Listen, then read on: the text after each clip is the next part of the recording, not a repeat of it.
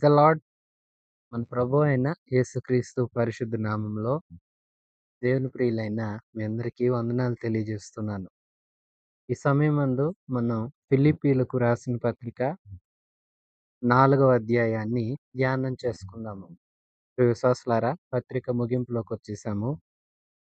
దేవుని కృపచేత దేవుని లోనికి మనం వచ్చాము. రక్షించబడ్డాము. రక్షించబడి దేవునితో కూడా సాగుతూ ఉన్న మనం యేసయ్యలాగా దినదినము రూపాంతరం చెందుతూ యేసుక్రీస్తుకు తగిన సమానత్వంలోనికి ఎదగాలి. అలా ఎదుగుచూ ఉన్న మన జీవిత విధానం ఎలా కొనసాగించబడాలో పౌలు గారు చర్చిస్తూ ఉన్నారు. ఇక దాంతో పాటు చివరి మాటలు ఈ అధ్యాయంలో గ్రంథస్థం చేయబడ్డాయి. ఫిలిప్పీ పత్రిక 4వ అధ్యాయం మొదటి నుంచి. కావున నేను అపేక్షించు నా ప్రియ సహోదరులారా, నా ఆనందమును నా కిరీటమునయున్న నా ప్రియులారా, ఇట్లు ప్రభువునందు స్థిరులై ఉండండి. ప్రభువునందు ఏక మనస్సు గలవారై ఉండుడని యువోదియను సుంటికేను బతిమాలుకొనుచున్నాను. అవును, నిజమైన సహకారి ఆ స్త్రీలు క్లెమెంతుతోనూ నా ఇతర సహకారులతోనూ సువార్త పనిలో నాతో కూడా ప్రయాసపడిన వారు గనుక వారికి సహాయం చేయమని నిన్ను వేడుకొనుచున్నాను. ఆ సహకారుల పేర్లు జీవ గ్రంథమందు వ్రాయబడి ఉన్నవి. విశ్వాసులారా, పౌలు గారు ఈ పత్రికలో ఎన్నో ఆధ్యాత్మిక విషయాలను చర్చిస్తూ వచ్చారు. ఫిలిప్పీల్ని తలుచుకున్నప్పుడల్లా నాకు ఆనందం కలుగుతుందని, అలాగే దేవునిలో మీరు ఆనందించాలని, మనకు ఎదురయ్యే ప్రతి పరిస్థితిలోనూ ప్రభువులోనే మనం ఆనందించాలి. ప్రభువులో స్థిరులుగా మనం నిలవాలి. ప్రభు మనస్సు కలిగి జీవించాలి అని చెప్తూ వచ్చారు పౌలు గారు. ఇక కొరింథీ పత్రిక, గలతీ ఇలాంటి వాటిని చూస్తే కొన్ని సమస్యలొచ్చాయి. సమస్యల గురించి కూడా రాశారు. ఈ సంఘంలో అలాంటి వాటి ప్రస్తావన, ఈ పత్రికలో అలాంటి విషయాలను గురించినవి ఏవి లేవు. అయితే సంఘంలో ఇద్దరు స్త్రీలున్నారు. యువోదియ, సుంటుకే అని. వీరు ఒక్క విషయం చేత మొత్తానికి ఏమైందో గొడవ పడ్డారేమో. మాటలు లేవు. సంఘానికి వెళతారు గానీ ఒకరొక వైపు, ఒకరొక వైపు. ఎడమొఖం, పెడమొఖం అంటాం కదా! అట్లాగా మాటలు లేని పరిస్థితిలో ఉన్నారు. మీరు ప్రభువునందు ఏక మనస్సు గలవారై ఉండాలి కదా! నా సహోదరులారా, నేను అపేక్షించు నా ప్రియులారా, నా ఆనందం, నా కిరీటం మీరే కదా! దేవుని యందు నేను అతిశయపడటానికి నేను పిలుపుకు తగిన బహుమానం పొందుకోవాలని పరిగెడుతున్నాను. గురి యొద్దకే వెళుతున్నాను. గురి యొద్దకు సాగుతాను. గురి క్రీస్తే. క్రీస్తు దగ్గరికి నేను వెళితే దేవుడు నాకు కిరీటం ఇస్తాడు. నేను పడిన ప్రయాసానికి. ఆ కిరీటం ఎవరనుకున్నారు? కిరీటానికి మూలం మీరే అవుతారు కదా! మీరే గదా నాకు ఆ దినాన ప్రభు ఎదుట కిరీటంగా ఉంటారు. ప్రభు చూస్తే ఇదిగో వీరు ఫిలిప్పీలు, వీరు ఎఫెసీలు, ఇలాగ నేను ఇన్నిన్ని సంఘాలను మీకోసం నైనా ఏర్పాటు చేశానని చక్కగా చెప్పుకునే నా కిరీటమైన, నా అతిశయమైన మీరే కదా! కాబట్టి మీరు ప్రభువునందు స్థిరులుగా ఉండండి. ప్రభువునందు ఏక మనస్సు గలవారై ఉండండి. ఏకీభవించండి. గొడవలొద్దు. అసమాధానం ఉండొద్దు. లోకస్తుల్లో అసమాధాన పరిస్థితులున్నాయి. వారు మాట తగాదం లేదంటే వివాదం ఏదన్నా వచ్చిందంటే ఏండ్ల తరబడైనా మాట్లాడుకోరు. కానీ తుంటకే అలాగే యువోదియ మీరిద్దరు వింటున్నారా? నా మాట వినండి. బ్రతిమాలి చెప్తున్నాను. ఏక మనస్సు కలిగుండండి. మనం ప్రభునందున్నాము. స్థిరులుగా ఉండాలి. ఒకే మనస్సాక్షితో నడిపించబడాలి. మీరు ఇలాగూ చెయ్యొద్దు. మీరు మంచిగా ఉండండి అంటూ ఈ చిన్న విషయాన్ని ఈ పత్రిక ముగింపుకొస్తున్న సందర్భంలో ప్రస్తావిస్తూ వీరిని గురించి అలాగే ప్రశంసిస్తున్నారు. ఎందుకంటే వీరు నాకు స్వార్థ పరిచర్లో నాతో కూడా ఎంతో ప్రయాసపడ్డ స్త్రీలు. నా సహకారి అంటున్నారు. సహకారి పేరు చెప్పలేదు. కానీ వారితో చెప్తున్న విషయం ఏంటంటే సహకారి అలాగే క్లెమెంత్ అనే మీరు ఇతర సహకారులు అందరూ కలిసి కొంచెం ఈ స్త్రీలని కూడా నా మాటగా చెప్పండి. అందరూ కలిసి సమాధానంగా ఉండండి. ఒకరికొకరు మంచి అనుబంధం గలవారై ఉండాలని నేను మిమ్మను వేడుకుంటున్నాను. నాకో నమ్మకం ఉంది. ఇలాగెవరైతే సాకారంగా ఉండి క్రీస్తు సేవలో వాడబడుతున్నారో, క్రీస్తు సువార్త నిమిత్తమై సాకారంగా నిలుస్తున్నారో అందరి పేర్లు నేనిక్కడ ప్రస్తావించకపోయినా, మీ అందరి పేర్లు జీవ గ్రంథంలో ఇది యేసుక్రీస్తు దగ్గరున్న గ్రంథం. ఆ గ్రంథంలో అది నిత్య జీవానికి ఎవరు హక్కుదారులో వారి పేర్లు తెలియచేసే గ్రంథం. ఆ గ్రంథంలో మీ పేర్లున్నాయని నేను నమ్ముతున్నాను. పౌలు గారికి నమ్మకం ఉంది. భవిష్యత్తుని గురించిన ఒక మంచి నిరీక్షణ ఉంది. ఇక్కడ ప్రయాస పడతాము. శ్రమ ఇక్కడే అనుభవిస్తాం. క్రీస్తొచ్చాక శ్రమలుండవు, కష్టాలుండవు, ఏ ఇబ్బందులు ఉండవు. అందుకే క్రీస్తు అను రక్షకుడు మన కోసం వస్తాడు. మన పౌరస్థితి పరమందున్నది. అక్కడి నుండి వచ్చే రక్షకుడైన క్రీస్తు నిమిత్తం కనిపెడుతున్నాము అంటూ 3వ అధ్యాయంలో తెలియచేశారు కదా! రక్షకుని కోసం ఎదురు చూస్తున్నాము. రక్షకుడు వస్తాడు. మనల్ని తీసుకొని వెళ్తాడు. తీసుకువెళ్ళిన ఆయన దగ్గర జీవ గ్రంథం ఉంది. అందులో ఆయనతో కూడా కలిసి ఎవరు జీవించాలో వారి పేర్లుంటాయి. మీరు నమ్మకస్తులైతే, మీరు ప్రభువునందు స్థిరులుగా ఉంటే, మీరు మంచి సహకారులు గనుక మీ పేర్లుంటాయని నేను నమ్ముతున్నాను. అయితే మరలా చెప్తున్నాను. ఎవరు ఇలాంటి అసమాధానపు పరిస్థితులకి తావివ్వద్దు. ఇద్దరు స్త్రీల పేర్లు చెప్పి వారు కాస్త సంఘంలో సంఘానికి వెళుతున్నారు. ఆరాధనలకు హాజరవుతున్నారు. అయితే మాటలు లేవు. ఇలాంటి పరిస్థితిలో ఉన్నారని పౌలు గారికి ఈ విషయం తెలిసి చివరిలో వారి పేర్లు కూడా ప్రస్తావించి అమ్మా! మిమ్మల్ని కూడా బతిమాలి చెప్తున్నాను. మనం యేసులో ఉన్నాం. యేసులో మనందరం ఒకటే. ఆయన మనకు శిరస్సు. మనం శరీరం. శరీరంలో అనేకమైన అవయవాలం. అన్నీ కలిసి శరీరంలో క్రీస్తులో ఉంటే క్రీస్తులో ఉంటేనే మనం ఉండగలుగుతాము. దేవుని జీవాన్ని పొందుకొని జీవిస్తాం. వేరైతే ఏమీ చేయలేం. మీరు వేరు మనస్తత్వాన్ని పెట్టుకోవద్దు. మీరు సంఘం. అందరితో కూడా ఐక్యమైన మనసు గలవారే మీరు కూడా ఉండండని మిమ్మల్ని ఏదో కొట్టి, తిట్టి భయపెట్టాలనట్లేదు. బ్రతిమాలి చెప్తున్నాను. నా మాట వినండి అంటూ ఇక్కడ కొన్ని విషయాలు ప్రస్తావించారు. 4వ వచనం నుంచి. ఎల్లప్పుడును ప్రభువునందు ఆనందించుడి. మరల చెప్పుదును ఆనందించుడి. మీ సహనమును సకల జనులకు తెలియబడనీయుడి. ప్రభువు సమీపంగా ఉన్నాడు.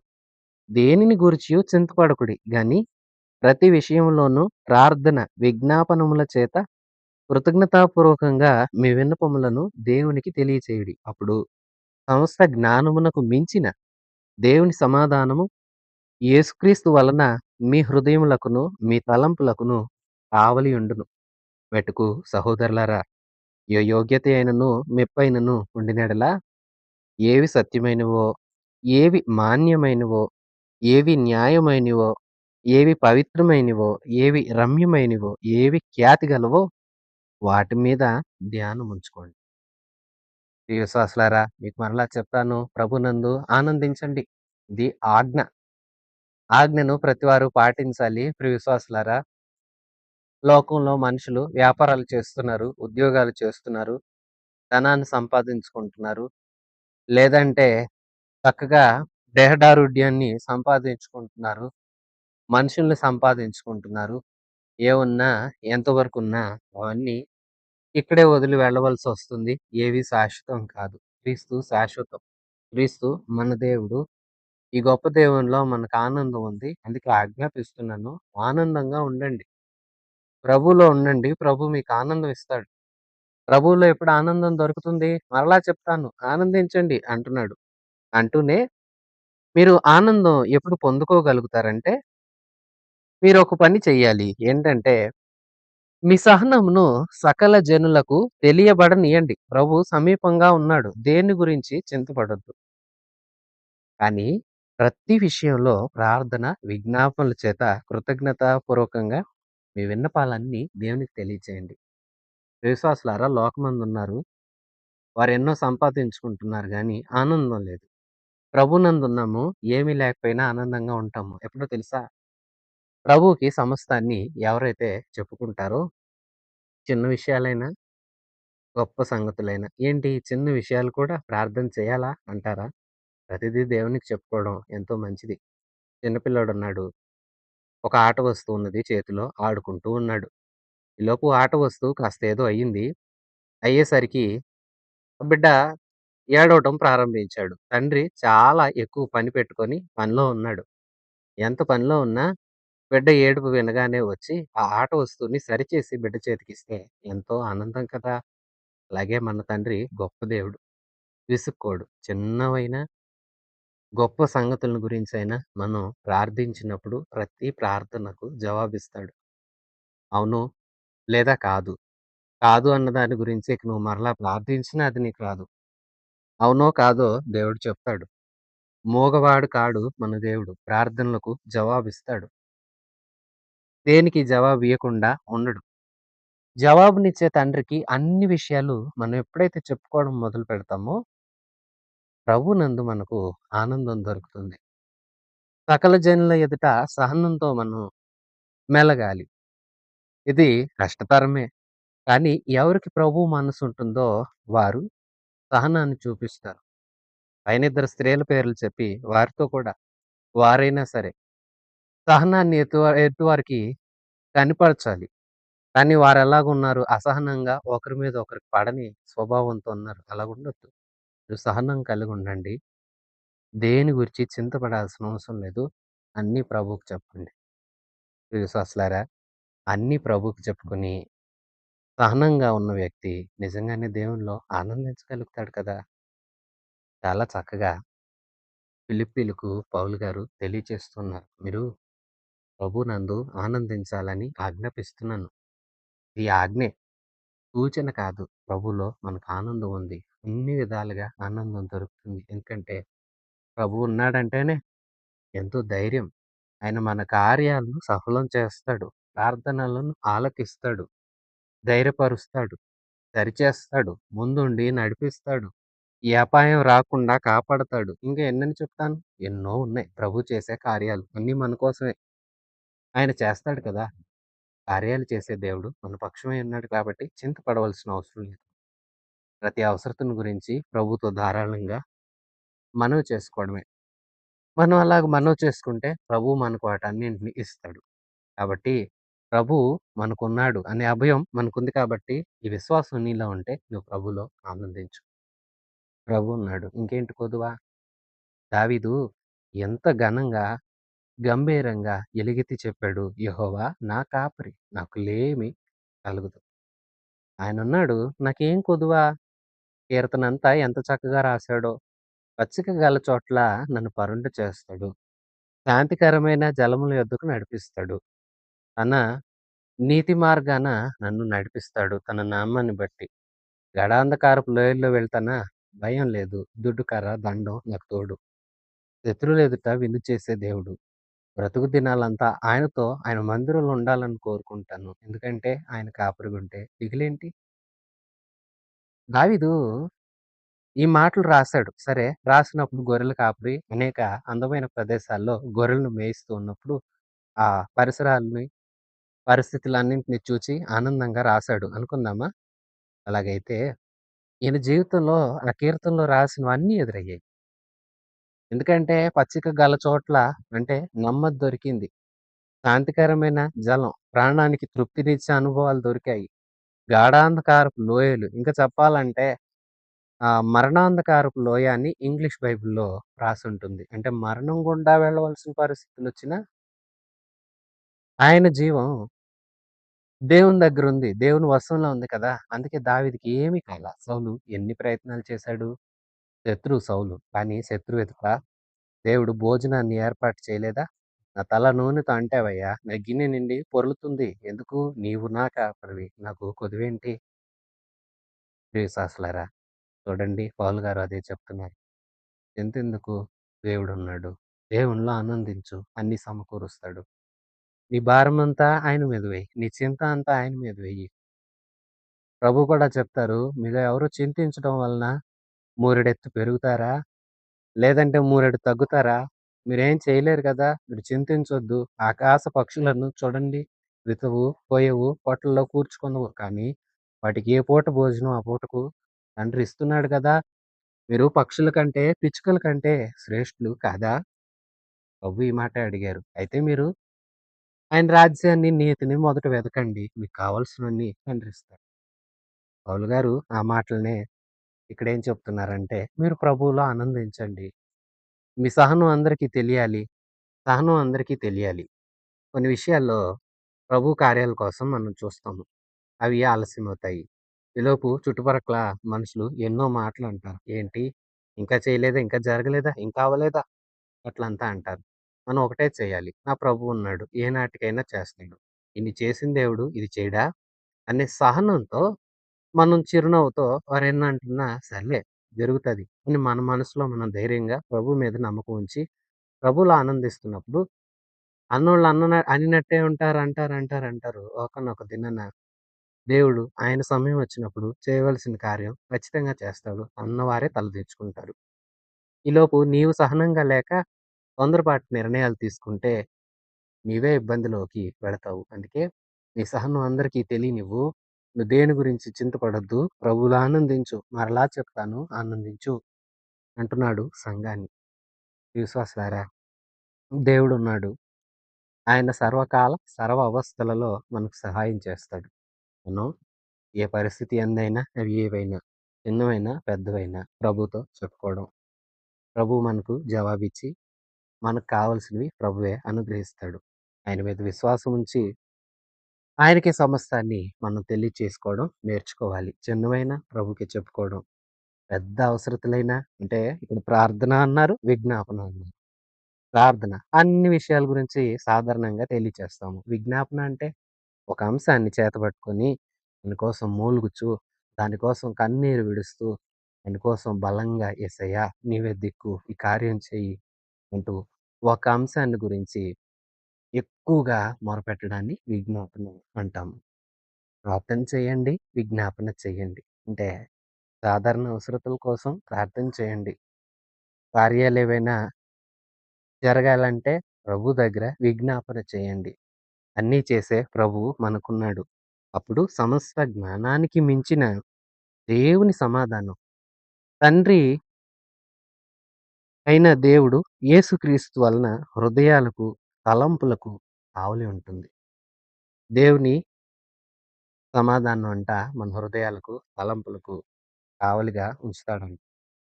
అంటే హృదయానికి. అలాగే తలంపులకి, ఆలోచనలకు కూడా నెమ్మదిస్తాడంట ప్రభు. మన సాధారణ భౌతిక అవసరతలే కాదు, మన మనస్సాక్షిని, మన ఆలోచనలు కూడా ప్రభు యొక్క ఆధీనంలోనికి మనం తీసుకొని రావాలి. ప్రభు యొక్క సమాధానం మన మనసులో ఉంటే, మనం సహనంతో ఉండగలుగుతాము, ఆనందించగలుగుతాము. ఈ సహనం నీకు కావాలి. అలాగే నీవు నెమ్మదిగా ఉండాలంటే ప్రార్థన చేయాలి. ఎప్పుడైతే ప్రార్థన చేస్తావో నీకు సహనం వస్తుంది. నీకు నెమ్మదొస్తుంది. అంతేకాదు నీవు దేవుని దగ్గర మేలులు పొందుకుంటావు. మేలుల ద్వారా ఆనందించగలుగుతావు. విశ్వాసి నీవు ఎవరికి చెప్తున్నావు? పదే పదే ఎవరిని ఆశ్రయిస్తున్నావు? మనుషుల్ని కాదు, యెహోవా దేవుడిని ఆశ్రయించు. యేసయ్య పాదాలు పట్టుకొని ప్రభూ అంటూ ప్రార్థించు. నీవు ప్రార్థించగా ప్రభువు ఆలకిస్తాడు, కార్యాలు చేస్తాడు. హిజ్కియాతో యెషయా ప్రవక్త అన్నాడు, "మరణమైపోతావు, ఇల్లు చక్కబెట్టుకో." ఇది దేవుడు చెప్పిన మాట, నా మాట కాదు. నీ ఒక్క మాట చెప్పాడు. వెళ్ళిపోతున్నాడు యెషయా. వెంటనే హిజ్కియా, "ప్రభూ ఏమిటి? నాకే చేస్తావా?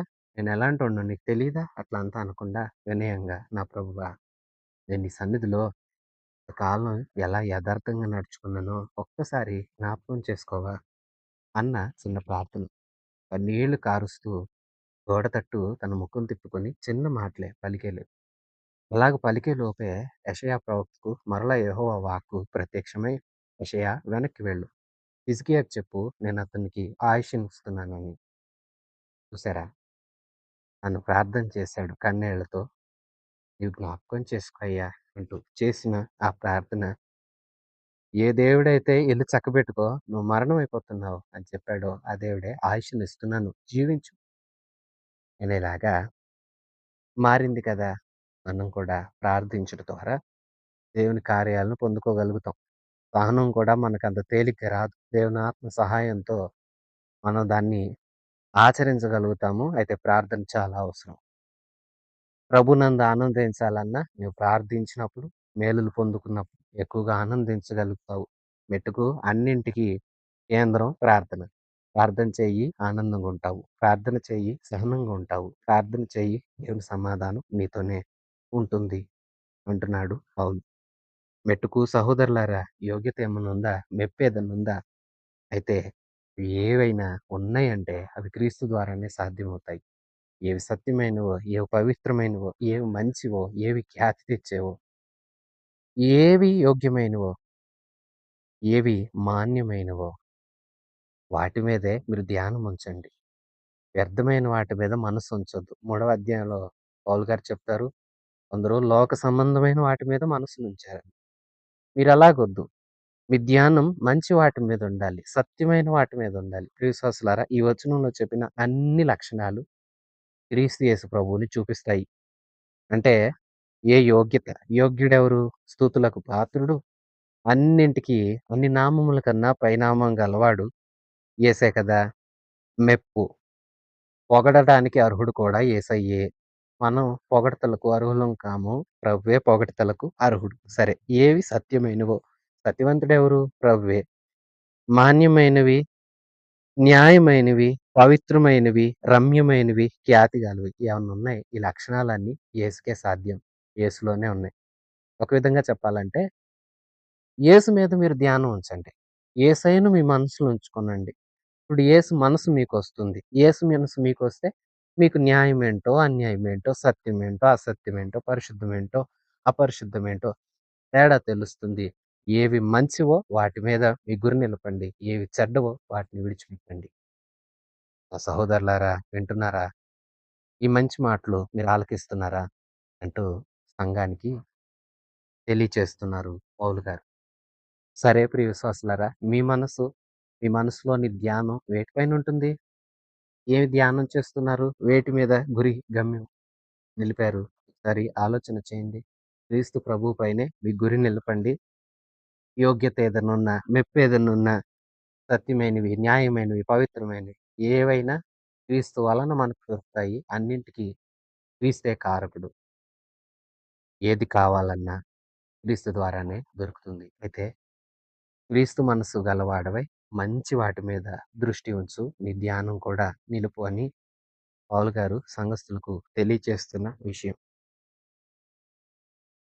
4 అధ్యాయం 9 వచనం నుంచి. మరియు మీరు నా వలన ఏవి నేర్చుకొని అంగీకరించితిరో, నా యందున్నట్లుగా ఏవి వింటిరో, ఏవి చూచితిరో అట్టి వాటిని చేయుడి. అప్పుడు సమాధానకర్తయగు దేవుడు మీకు తోడయుండును. ఇంకా చెప్తున్నారు గత అధ్యాయంలో, నన్ను పోలి నడవండి. మేము మీకు మాదిరిగా ఉన్నాము. ఎపఫ్రొదీతు విషయాన్ని ప్రస్తావించారు. అతడు యేసయ్య మనసు గలవాడు. తిమోతిని గురించి ప్రస్తావించారు పౌలు గారు. తాను కూడా యేసయ్య మనసు గలవాడు. ఇక పౌలు గారి గురించి చెప్పాల్సిన అవసరం ఏముంది? ఆయన కూడా యేసయ్య మనసు గలవాడే. యేసయ్యలాగా జీవిస్తున్నాడు. అందుకే చెప్పాడు, జీవించుచున్నది నేను కాదు, క్రీస్తే నా యందు జీవిస్తున్నాడు అన్నారు కదా! పౌలు గారు ఇక్కడ కూడా అదే చెప్తున్నారు. మరి మీరింతకాలం నా దగ్గర ఏవి చూసారు? నేను మీ మధ్యలో ఉన్నప్పుడు ఏం చూపించాను? నా గొప్పలు, ఘనత ఏమన్నా చూపించానా? పౌలు గారు ఎక్కడున్నా అక్కడ ఆ ప్రాంతంలో క్రీస్తునే చూపించారు. మనం కొరింథీ పత్రికలో కూడా చదివాం. మీ మధ్య నేను సిలువ వేయబడిన క్రీస్తుని తప్ప మరి ఏమి ఎరగనట్లుగా లేనా? అని కొరింథీయుల్ని అడిగారు కదా! అంటే సిలువను గురించిన యేసు తప్ప నాకు ఇంకేం తెలీదు. అలాగే కదా నేను మీ మధ్య ఉన్నా. కొరింథీయులు అలాగున్నారంటే ఎఫెసులోనూ అలాగుంటారు. ఎఫెసులో అలాగున్నారంటే ఫిలిప్పీలోనూ అలాగుంటారు. ఈ ఫిలిప్పీలో కూడా అలాగున్న పౌలు అంటున్నారు, నా యందు ఏం నేర్చుకున్నారో, నేర్చుకుని దేన్ని అంగీకరించారో, నా యందు మీరేం విన్నారో నా వలన, నాలో ఏం చూసారో అట్టి వాటిని విడవకుండా చెయ్యండి. అప్పుడు సమాధానకర్తయగు దేవుడు మీకు తోడుంటాడు. 10వ వచనం. నన్ను గురించి మీరిన్నాళ్లకు మరల యోచన చేయ సాగితిరని ప్రభువునందు మిక్కిలి సంతోషించితిని. ఆ విషయంలో మీరు యోచన చేసి ఉంటిరి గాని తగిన సమయము దొరకకపోయెను. నాకు కొదువ కలిగినందున నేనిలాగు చెప్పుటలేదు. నేను ఏ స్థితిలో ఉన్ననో ఆ స్థితిలో సంతృప్తి కలిగియుండ నేర్చుకొని ఉన్నాను. దీన స్థితిలో ఉండనెరుగుదును, సంపన్న స్థితిలో ఉండనెరుగుదును. ప్రతి విషయంలోనూ, అన్ని కార్యములలోనూ కడుపు నిండి ఉండుటకును, ఆకలి గొని ఉండుటకును, సమృద్ధి కలిగి ఉండుటకును, లేమిలో ఉండుటకును నేర్చుకొని ఉన్నాను.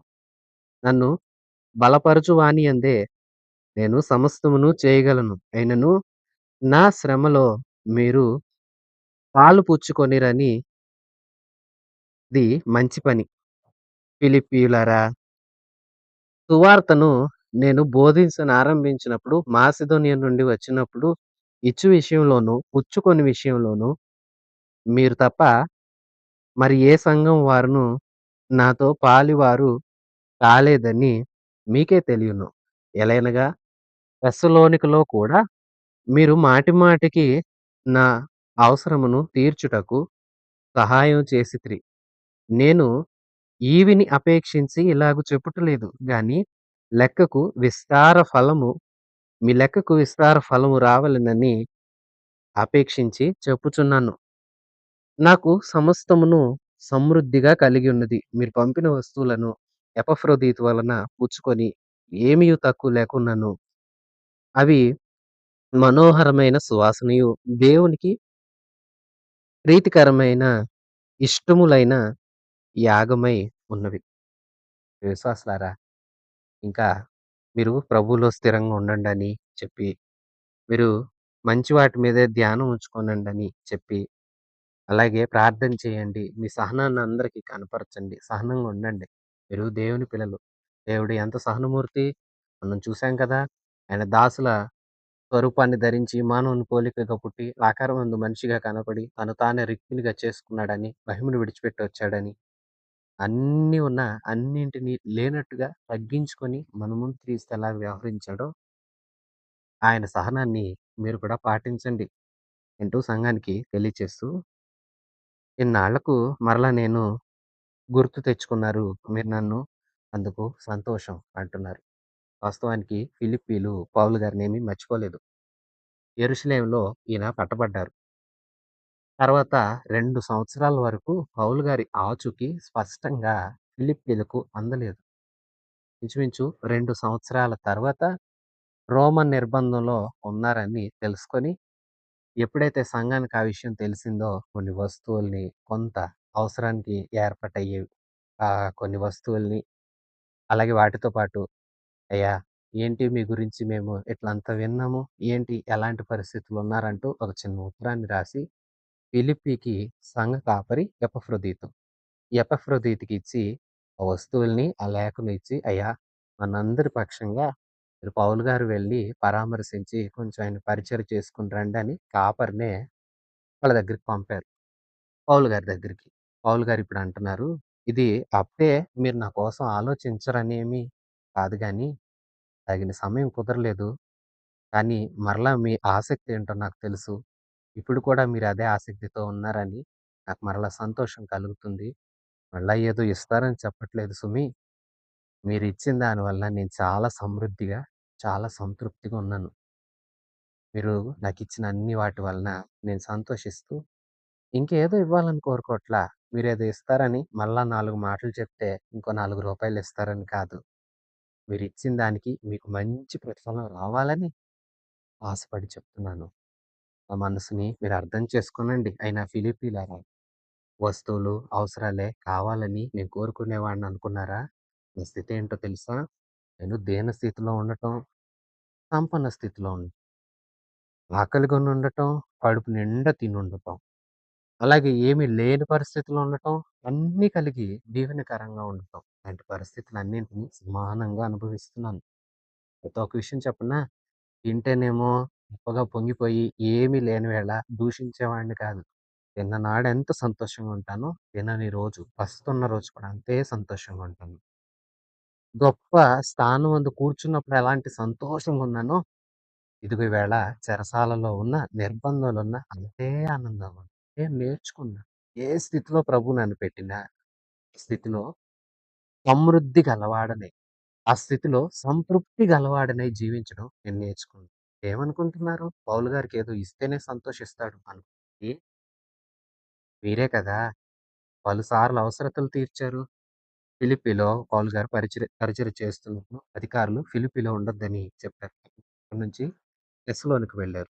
తెస్సలోనిక నుంచి ఈ బెరయ ప్రాంతాలు ఇలాంటి ప్రాంతాలంతా వెళుతూ ఉన్నప్పుడు, ఈ ఫిలిప్పీలు ఎలాంటి వారంటే మా దగ్గర నుండి ఎళ్ళిపోతే ఎళ్ళిపోయారు అని ఊరుకోకుండా కొంత కొంత ధనం గాని, వస్తువులు ఇలాంటివన్నీ ఏర్పాటు చేసి పౌలు గారు ఏ ప్రాంతంలో ఉంటే ఆ ప్రాంతానికి కొన్ని సందర్భాల్లో వీళ్ళు వెళ్లి అందచేసిన సందర్భాలున్నాయి. పౌలు గారు ఆ విషయాలను గుర్తు తెచ్చుకొని కృతజ్ఞతగా చెప్తున్నారు. నేను తెస్సలోనికి వెళ్ళినప్పుడు నాకు మీరే సహాయం చేశారు. కొరింథీలో, ఎఫెసీలో ఇంకెవరు వచ్చి సహాయం చేయలా. మీరే చేశారు. అలా నాకు పలుసార్లు మీ ద్వారా సహాయం అందింది. ఇప్పుడు కూడా మీరు పంపిన వస్తువులన్నింటిని ఎపఫ్రోదీతు వల్ల నేను తీసుకున్నాను. అయితే మీరింకా ఇవ్వాలని కాదు. మీరు ఇచ్చిన దానికి మీకు ఉన్నతమైన ప్రతిఫలం నా దేవుని దగ్గర నుండి రావాలని కోరుకుంటున్నాను. మీరేదో ఇవ్వాలి అలాగంతా అనుకోవద్దు. ఉన్నా సంతోషం, లేకపోయినా సంతోషం. ఉందా? ఉన్నదాంతో సంతృప్తిగా బ్రతుకుతా. లేదా లేకపోయినా అదే సంతృప్తి ఉంటుంది. ఉంటే ఒకలాగా, లేకపోతే ఒకలాగా నేనుండను. విశ్వాసులారా, పౌలు గారికున్న ఈ మనసు మీకు కూడా ఉందా? కొందరుంటారండి. ఏదో గొప్పగా ఉంటేనేమో, అబ్బో! మా అంతటోళ్ళు లేరంటారు. కొంచెం గాని ఏమన్నా కొరత అయిందో, అమ్మో! వాళ్ళని చూస్తే అసలు తట్టుకోలేం. దేవుడున్నాడా అండి? ఉంటే మాకింత కష్టాలొస్తాయా? ఇలాంటి పెద్ద పెద్ద మాటలు మాట్లాడతారు. సరే విశ్వాసీ నీ సంగతేంటి? ఏ స్థితిలో ఉన్నా తృప్తిగా ఉండటం నేర్చుకో. చక్కటి పదార్థాలతో భోజనం చేశావా? సంతోషం. దేవుని మహిమపరచు. ఒక పూట ఏం తినలేని పరిస్థితులున్నావా? ఆ పూట కూడా ప్రభు ఈవేళ నువ్వేమి ఇవ్వకపోయినా నీకే వందనాలయ్యా. ఇంకో రోజు ఇచ్చాడా? ఈవేళ నాకు అన్నీ ఇచ్చావు. నీకు చాలా వందనాలయ్యా. అయ్యా ఇదిగో ఈవేళ ఏమో నాకు ఏ ఆహారం దొరకలా. దొరకకపోతేనేమి నువ్వు నాకు ఇచ్చిన కృప కోసం వందనాలు. ఇలాగ ఏ స్థితిలో ఉన్నారో మీరు, ఆ స్థితిలో తృప్తిగా ఉంటూ దేవుణ్ణి స్తుతించండి. మీరు ఎలాగైతే ప్రభు సముఖంలో ఉన్నారో దాన్ని బట్టే మీకాయన ప్రతిఫలం ఇస్తాడు. ఇలాగా మంచి విషయాలు వారికి తెలియచేస్తూ నేను ఏ స్థితిలో ఉన్నా అన్నీ చేయగలను. తృప్తిగా ఉండగలను. 13 వచనం నన్ను బలపరచు వానియందే నేను సమస్తం చేయగలను అంటుంది. నన్ను బలపరిచేది ప్రభువైన యేసు. యేసునందు నేనేదైనా చేస్తా. సమస్తం చేస్తానంటే యేసయ్య పిలిచాడు. పిలిచిన యేసయ్య ఒక పని చేయమన్నాడు. పని చేయడానికి యేసయ్యే శక్తినిస్తాడు. అలాంటప్పుడు యేసయ్య చెప్పిన పని నేను మొత్తం చేస్తా. ఎంత చేయమంటే అంత చేస్తా. ఎక్కడ చేయమంటే అక్కడ చేస్తా. నన్ను బలపరిచే యేసులో ఏదైనా చేస్తా. ఏదైనా అంటే నాకు నచ్చింది కాదు. దేవుడు చెప్పింది సమస్తం చేస్తా. ఈయనలోనే నేను ఆ విషయాన్ని నేర్చుకున్నా. ఏ విషయంలో అయినా తృప్తిగా ఉండటం నేర్చుకున్నా. ఉన్నతంగా ఉన్నప్పుడు తృప్తిగా ఉండటం నేర్చుకున్నా. లేని స్థితిలో ఉన్న తృప్తిగా ఉండటం నేర్చుకున్నా. ఇదంతా క్రీస్తులోనే నేను నేర్చుకున్నా. మీరు కూడా నా దగ్గర ఏం విన్నారు? ఏం నేర్చుకుంటున్నారు? ఏవి ఇప్పుడు వింటున్నారు? ఏవి నాలో చూసారో వాటిని పాటించండి. మరొకండి మీరు జాగ్రత్తగా ఉండండి. ఇలాగూ మంచి విషయాలు పౌలు గారు వారికి తెలియచేస్తూ ఉన్నారు. మీరు మేలు పొందాలని నేను కోరుకుంటున్నా. మీరు నాకిచ్చినవి దేవునికి కూడా ప్రీతికరమై ఉన్నవి అంటున్నాడు. అంటే మీరు నాకిచ్చారు. అవి దేవుడు కూడా ప్రీతికరమైన వాటిగానే ఎంచాడు. ఎందుకంటే సేవకుని అవసరతలు ఏ విశ్వాస అయితే తీరుస్తాడో, సేవకునికి చేసిందంతా దేవునికి చేసినట్లుగానే పరిగణించబడుతుంది. ఎందుకంటే సేవకుడిని ఏర్పాటు చేసింది, ఆ స్థానంలో నిలిపింది దేవుడే కదా! అందుకే అది దేవుడికిచ్చినట్లే లెక్క. ఇవి దేవుడు కూడా ప్రీతికరంగా ఎంచుతున్నాడు. 19వ వచనం. కాగా దేవుడు తన ఐశ్వర్యం చొప్పున క్రీస్తు యేసునందు మహిమలో మీ ప్రతి అవసరతను తీర్చును. చూసారా? మీరు నాకిచ్చారు. అవి దేవుడు మంచిగా ఎంచాడు. మీ అవసరతలన్నీ ఆయన మహిమలో తీర్చబడతాయి. ఆయన ఐశ్వర్యం ఉంది. ఆ ఐశ్వర్యంతో తన మహిమలో మీ కోరికలు, అవసరతలన్నీ తీరుస్తాడు. మన తండ్రి అయిన దేవునికి యుగయుగములు మహిమ కలుగును గాక. ఆమేన్. మన దేవునికే యుగయుగాలు మహిమ. 21 ప్రతి పరిశుద్ధునికి క్రీస్తు యేసునందు వందనాలు చెప్పండి. అందరికీ ఒకరికొకరు వందనాలు చెప్పుకోనండి. మనందరం పరిశుద్ధులుగా ఉండటానికే పిలువబడ్డాము. మీలో ఉన్న ప్రతి వారికి ఒకరికొకరు వందనాలు చెప్పండి. విశ్వాసారా పరిశుద్ధులుగా ఉండటానికే పిలువబడ్డాము. పరిశుద్ధంగానే జీవించాలి. క్రీస్తులోకొచ్చి పాపాలు ఒప్పుకున్న మనందరినీ పరిశుద్ధుల స్థానంలో ప్రభు ఉంచుతాడు. అయితే ఆ పరిశుద్ధతను పోగొట్టుకోకూడదు. జాగ్రత్త. ఒకరికొకరు వందనాలు చెప్పండి. నాతో కూడా ఉన్న సహోదరులందరూ మీకు వందనములు చెప్పుచున్నారు. పరిశుద్ధులందరును ముఖ్యముగా కైసరు ఇంటి వారిలో ఉన్న పరిశుద్ధులు మీకు వందనాలు చెప్పుచున్నారు. అందరూ మీకు కూడా వందనాలు చెప్తున్నారు. నాతో ఉన్న సహోదరులు కూడా మీకు వందనాలు చెప్పమన్నారు. ఫిలిప్పీలారా, కైసరు ఇంట్లో కైసరు రాజు. రాజు పరివారం అంటే రాజుగారి యొక్క అన్ని రకాల పనివాళ్ళు అందరిని కలిపి రాజు పరివారం అని పిలుస్తారు. అలాగే అంటే తక్కువ స్థాయి ఉద్యోగస్తులైనా, రాజుగారి దగ్గరే ఉండే ఎక్కువ స్థాయి ఉద్యోగస్తులైన అందరినీ రాజు పరివారం అనే పిలుస్తారు. అలాగా రాజ పరివారంలో ఉన్న గొప్ప ఉద్యోగులకు కూడా అల్పులైన వారికి కూడా సువార్త అందింది. అలాగ సువార్త అందటం ద్వారా వారు కూడా దేవునిలోకొచ్చారు. ఇలాగ దేవునిలోకొచ్చిన సహోదరులు కూడా ఉన్నారు. వారు కూడా మీకు వందనాలు చెప్పుచున్నారు. ప్రభువైన యేసుక్రీస్తు కృప మీ ఆత్మతో ఉండునుగాక. దేవుని కృప మీ ఆత్మలతో ఉండునుగాక అంటూ ఈ పత్రికను ముగిస్తున్నారు పౌలు గారు. ఫిలిప్పీలకు రాశారు ఈ లేఖ. ఫిలిప్పి పట్టణం రోమా యొక్క వలస కేంద్రం. ఇక్కడ కూడా ఒక సంఘం ఏర్పాటైంది. ఇది ఐరోపా ఖండంలో ఉంది.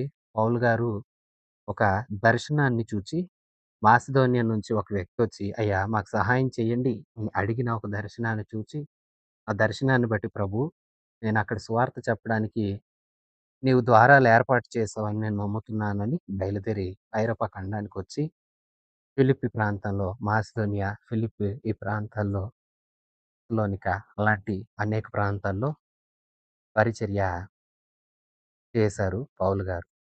మొదటిగా రక్షించబడ్డవారు ఈ ఫిలిప్పి ప్రాంతంలో ఎవరంటే లూదియా అనే స్త్రీ, ఊదా రంగు పొడి అమ్ముకునే ఆ స్త్రీ, ఆమె కుటుంబం. అలాగే ఫిలిప్పీలో ఉన్న చెరసాల నాయకుడు, అతని కుటుంబం. మొదటగా చెప్పాలంటే అసలు ఈ 2 కుటుంబాల ద్వారానే సంఘం ఏర్పాటయిందేమో. తర్వాత మిగతా వారు వచ్చి కలిసి ఉండవచ్చు. అలాగ ఏర్పాటైన సంఘం ఇది. ఇంకా సంఖ్యలో కొద్ది కొద్దిగా విస్తరించింది.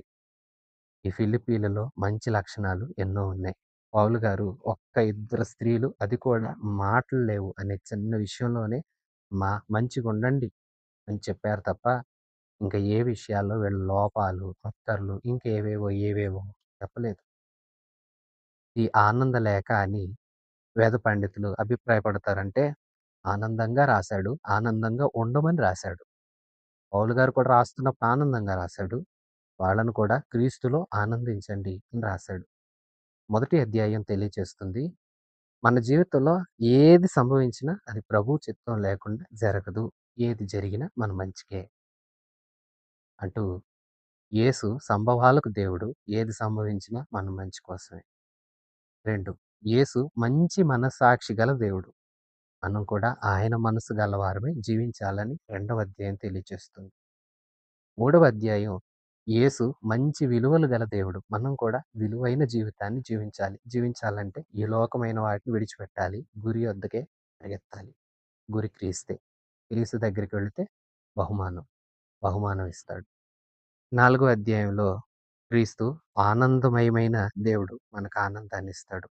ఆనందాన్నిచ్చే క్రీస్తు దగ్గరికే మనం కూడా గురి గురిగా ఉంచుకొని సాగి వెళ్ళి యేసు దగ్గరకొచ్చి యేసులో ఆనందించాలి. ఇలాగూ 4 అధ్యాయాలతో కూడిన ఈ చిన్న లేఖను పౌలు గారు రోమా యొక్క నిర్బంధంలో ఉండి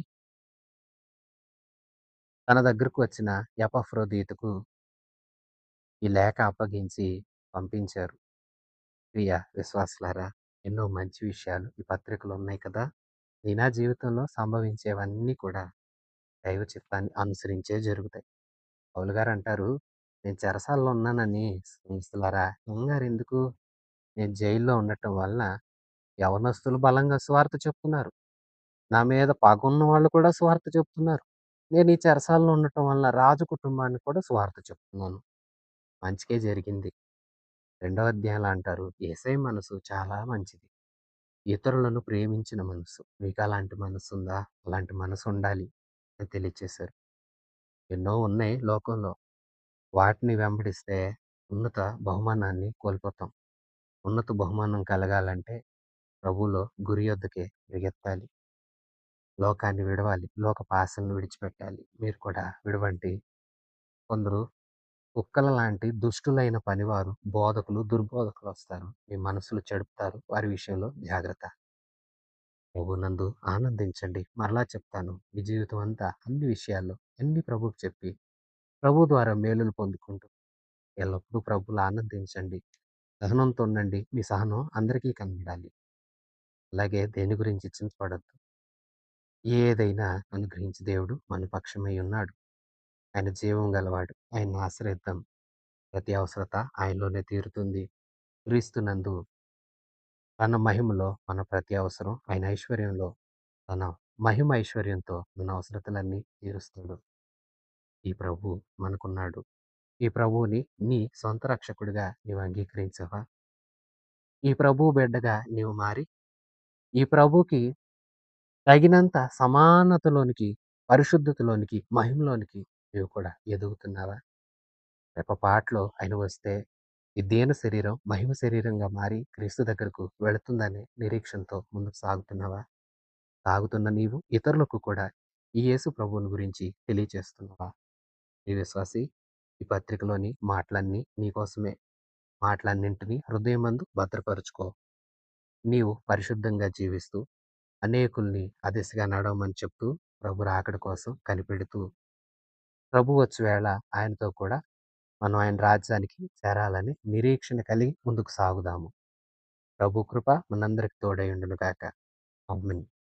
మన ప్రభు అయిన యేసయ్య కృప, తండ్రి అయిన దేవుని పరమ ప్రేమ, పరిశుద్ధాత్మ దేవుని సన్నిధి సహవాసం మనందరికీ సదాకాలం తోడై ఉండి నడిపించును గాక. ఆమేన్. God bless you.